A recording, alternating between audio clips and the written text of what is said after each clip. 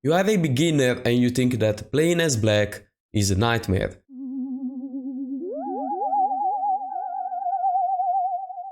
Because you start down a move and white gets to attack you much faster usually, and that might be a really huge problem.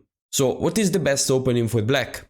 As I said in the previous video about the best opening for white, the best opening doesn't really exist. It depends on your style.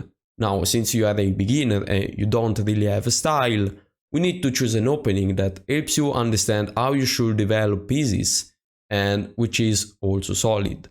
Now, before starting, I have to say that it's much more tricky to find an opening with black, which is a general opening, a setup that works against everything, than with white. I honestly can't really suggest a setup for black, because white can play so many things and can also play a lot of tricky things. So if we also play with the same setup, we're going to get destroyed, because a single setup with black doesn't really work. So the best thing is not really trying to learn an opening, but is trying to learn how to develop pieces, is trying to learn the principle. After you learn them, you are in a good shape in the opening. So we need to find an opening in which we can develop pieces and we are pretty solid. So I'm going to suggest you a few openings that might be pretty good. So after they play e4, you might know that there are a lot of defenses, for example the French, which is the opening I usually play, the Pierce, the Caracan, the Sicilian, the modern defense. But the opening I'm going to suggest you today, I think is the most simple to play for the beginner, and it is also pretty good. It's still played at the highest level, and this move is e5. So after d4 we play e5, kind of trying to copy our opponent, and that's also one of the reasons of why I'm suggesting this opening, because the position now is symmetrical, which means that usually is less complicated. So after this, we move this pawn in order to develop the bishop, and our plan is developing minor pieces, so the knight and the bishop, and castle short as soon as possible. Now our opponent can already play a lot of things. For example, could play the Vienna game with knight on c3, could play knight on f3, which is the most played move, could play bishop on c4, which cannot expose into knight f3 lines, or they could play something like the King's Gambit, for example. But obviously we can't cover everything in just one video, so let's see the most played move, and this is the by far most played move, and it is knight on f3. So after they play knight on f3, the point is that they want to attack the pawn, and we can defend it in many ways. First of all, there is a wrong way to defend the pawn, which is playing f6. That's called the Damiano defense. And in this case, white can sacrifice the knight. And after we take, they have the incredibly strong move, queen on h5. And it's already lost for black.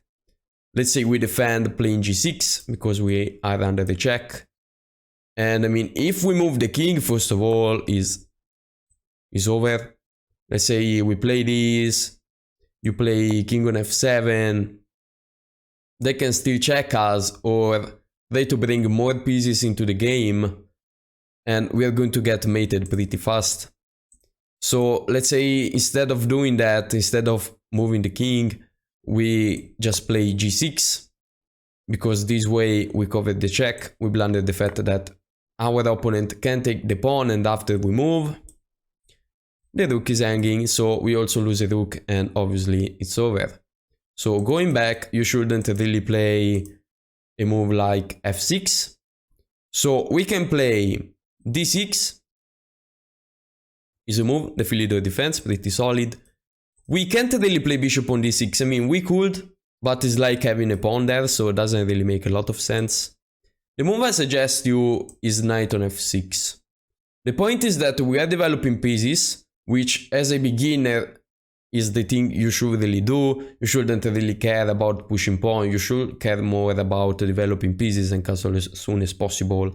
So after this, we defend the pawn. So if knight take, we can take back, we are up a piece, and we win. Now, the two by far most played move in this position are bishop on c4, the Italian game, which is the opening that pretty much every beginner plays. I also suggest you to play this opening as white because, I mean, it is pretty good and simple to play. Or the cool play bishop on b5, which is the Ruy Lopez. So let's start with bishop on c4, the by far most played move. And at this point, I suggest you not to play knight on f6, but to play bishop on c5. Now, if you play knight on f6 first, let's say your opponent castle, you can play bishop on c5. Okay, and you have zero problems. As you can see, the point is that we are developing minor pieces, and we are going to castle as soon as possible. Life is good, we survive the opening, we have good pieces, zero problems. The problem though is that if your opponent does not castle, he could go for knight on g5. Knight on g5 is a move. A lot of people say it's not a good move if you know theory, and the theory is playing d5. Although it's still a good move even if you know theory. But the point of playing d5 is that you block all the pressure on this pawn. If you don't do that, you just get forked and you lose. So there isn't too much you can do about that. This is the only move you can play. After that, they capture this way. We move the knight, attacking the bishop. And that's the line. I really suggest you to not play these because we get into really complicated lines that you shouldn't really play as a beginner. In the future, I had to say that's a good line for black. Now, it looks like black has nothing there, but the plan is moving the knight and playing f5, f4, so he has a really good attack, but he's down a pawn. I wouldn't suggest you to play these because, okay, black has a good attack, but you need to know the plans. It's not that simple. So going back, in order to avoid all of these, the move I suggest you is to play bishop on c5, and after that we can play knight on f6. That's the difference, because if now they play knight on g5, they lose the game, because I mean, we can just take it. And if, for example, our opponent just castle now, we are going to play knight on f6. And the point is that if they play knight on g5 now, you might think it's the same. But you don't have to play d5, because there is another way to stop the pressure on the f7 pawn. The move is just castling. And after you castle, black is considerably better, because white just wasted the full move. That's defended. Now, what happens if white take?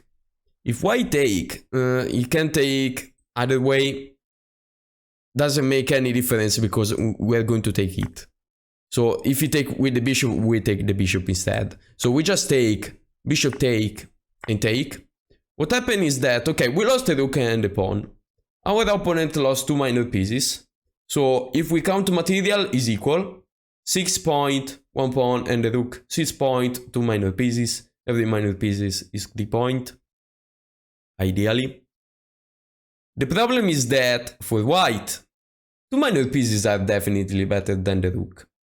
Like, don't really think about material. Okay, is equal, talking about material, but practically speaking, 2 pieces are much better than a rook. And in fact, it's already -3 for black, not only because of that, but also because we already have 3 active pieces that are really good and our opponent has 0. So yeah, they shouldn't really do that. So that's why I'm saying they wasted the move. Because this move does nothing. You don't really want to take. So at this point, after I castle, let's say you develop as white, I can just play h6. Yeah, to go back. You also give me h6 for free. And that's a useful move because you're not going to get back rank checkmated in the future. So the king can escape. And they basically wasted the move. So at this point, after we play knight on f6, instead of playing knight on g5, they might play something like knight on c3, which is a really logical move. After that, we can castle, and as you can see, we had 0 problems. We develop pieces, and life is good. They play d3 in order to develop the dark square bishop, and now I suggest you to stop this, because it might be really tricky. So instead of playing d6 right now, I suggest you to play h6. So that they can't really pin us. By the way, you can't sack the bishop because you sack the bishop for no reason at all. This is not a real attack that does absolutely nothing. If you sack the knight too, well, I'm safe. I'm not going to lose. I can play rook on g8. You can give me a check, but I can run away, so you're not really going to get something in this position. It's dead lost for white.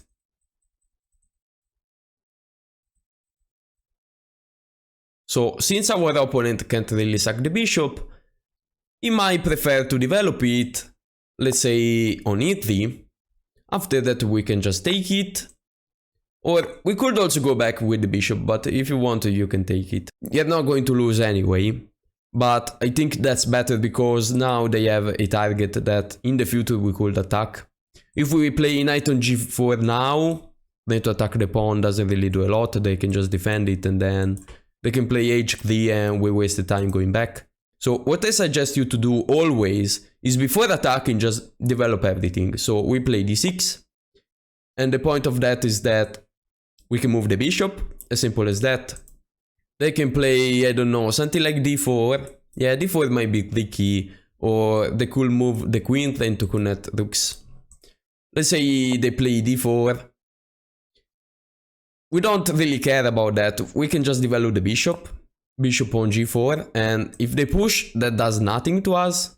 Even play knight on b8, to be fair, in order to develop the knight on d7 and be really solid, because the knights see each other after that. And as you can see, this is weak. This is weak. We have zero problem. Black stand better. The plan might also be knight on d7, knight on c5. Now, this might be a complicated plan, but instead of doing that, just think about the fact that you want a knight on d7 because it's more solid and life is good. This pawn are weak. Your opponent can blunder this pawn with check pretty easily. So I would say that black has zero problem in a position like this. Going back, what happens if our opponent, instead of playing bishop on c4, plays bishop on b5, which is the Ruy Lopez?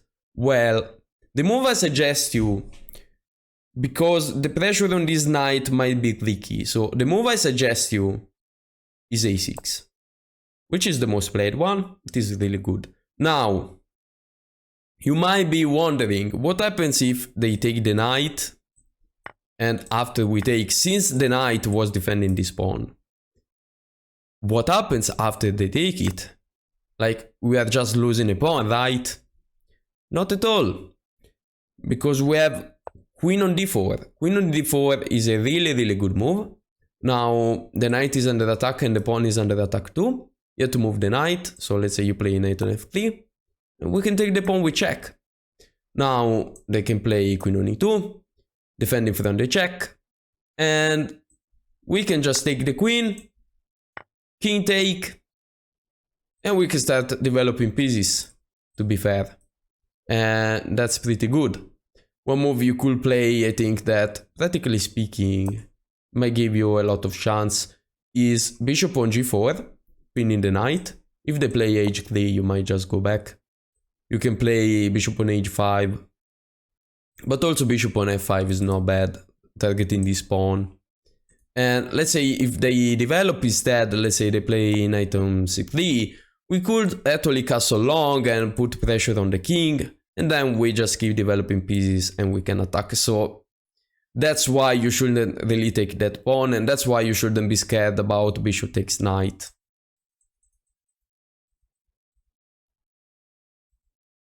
So at this point, we understand that taking the knight is not a good move with white. And the by far most played move is bishop on a4. After that, we keep developing pieces because remember, we want to castle short as soon as possible. So we play knight on f6. So we develop the knight in order to castle as soon as possible. They can castle, and after that, before playing bishop on c5, because I know you would like to play bishop on c5, but there is this annoying pressure on the knight because we can play bishop on c5, but they have c3. And if we castle, there might be the annoying move of taking, and then they can play d4. They could also just play d4 now, and it gets really tricky. So in this position, I wouldn't really suggest you to play bishop on c5. Instead of doing that, when they play the Spanish opening or the Ruy Lopez, after the castle, you can just play b5, so there isn't a lot of pressure on this knight. And after they move the bishop, we can play bishop on e7. Again, because bishop on c5 is a bit too tricky. So we play bishop on e7, and after bishop on e7, the by far most played move is rook on e1. After they play rook on e1, we can castle. So as you can see, we are really solid, we castle, and the point of bishop e7 is that we are not going to get attacked with d4. If they play d4 now, which is playable, we can just take it with the knight. Obviously, if knight take is not a really good move because we win the bishop, which usually is better than the knight. So let's say knight take, we can take with the pawn. And if queen take it, might look like we are losing a pawn, but we actually have c5. c5 wins the game because after the queen moves, let's say queen on e3 is saying is the best move. Where is your bishop going? Absolutely anywhere. Your bishop is not going anywhere, and that's over. So if they play d4, they could go wrong pretty fast. That's why at this point they play c3 in order to support the d4 push. But now we have a great move. And now you should try to remember this move is d5. And why is d5 so good? Aren't we just losing a pawn? We lose a pawn because the pawn and the bishop are targeting this, but it's not only that. After pawn take, we take, and obviously if bishop take, we take with the queen, so zero problem. The problem now is that this pawn is attacked 2 times, and we just have one defender. So knight take, rook take, and again, if you take this way, zero problem. I mean, you actually lose. Because after queen take, we are up a piece. So instead of doing that, knight take, rook take, and now we can play c6, defending the knight. Again, taking is not good. Absolutely not good. Let's say they play d4, which is the best move. We have bishop on d6, the rook has to move, the queen gets in, we have queen on h4, and I mean, obviously it's equal, and that's the martial attack, by the way, the move that, the opening that Magnus plays a lot of time. But as you can see, yes, we are down a pawn, but we have a lot of activity, and especially as a beginner, you should really go for this. I mean, you are down a pawn, but who cares? You are not going to win in an endgame up a pawn. I don't think you can reach an endgame, and if you can do that, you are going to be down a piece, because obviously you are a beginner, that's how it works. So having a lot of activity against a beginner is a winning condition. That's why you should really go for this. So remember, going back, that at this point, if they play c3, we have d5, and it's basically GG for black. The last thing you should be aware of is what happens if in this position they don't develop the bishop and they play knight on c3, which is a move that is played a lot.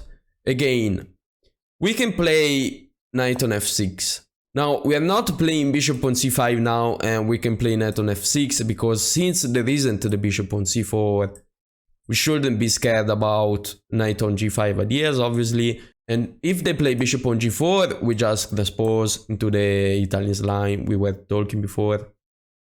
So it's not really a problem. They castle, we castle. If they play knight on g5 now, we can castle, so no problem. And if they don't play this, they can play bishop on b5. And that's a tricky line if we play bishop on c5. Because they have bishop take, pawn take, and after knight take pawn. You might think we have queen on d4 attacking the knight and attacking this pawn and it's over. But actually, they can play knight on d3, and knight on d3 defend this pawn, and also having played knight on c3, our opponent is also defending this. And if we take this way, they have queen on e2 pinning the knight, and it's basically already over for black. So since bishop on c5 looks like it's not working, and since they play bishop on b5, you might think that the move is bishop on e7, because otherwise they can play d4 and they have the idea of taking the knight and playing d4. The difference though is that they can't really play c3 and go for d4 because they already developed the knight. If you remember in the Ruy Lopez, they still have to develop this knight, so they can play c3 and go for d4. So I would say that we could still play bishop on c5. And bishop on c5 is a good move because again, we develop pieces and we castle. And they can't really play d4 because it's not supported by c3, so we can just take it. For example, with this knight, I mean, we just tap a pawn. Okay, they can take this way, but we have queen on e7, a lot of pressure. Also, we might take the bishop, so black is considerably better in a position like this. So instead of doing that, white shouldn't really play d4, and that's the difference. If they play knight on c3, they might just castle. But instead of castling, as I said, there is this tricky move. And you need to remember that after we take a knight take, we don't have queen on d4 because there is the knight defending the pawn. But we have bishop takes f2. This looks like we are losing a piece, but actually after they take, we have queen d4 check, queen f1, and queen take. Okay, they have d4. It's true, but after we play queen on e7, if they push, we have zero problems, because the knight goes on d5, if you take, I mean, you fix my pawn structure. You have a big problem though, because you can't castle, I can castle, and your king might be a huge target. So that's it for today, guys. I hope you enjoyed the video, and remember that the most important thing is the opening as a beginner is not knowing theory or playing a gambit or playing white stuff, but is understanding chess principles. So remember always to develop minor pieces first and castle as soon as possible, and after that you can start an attack.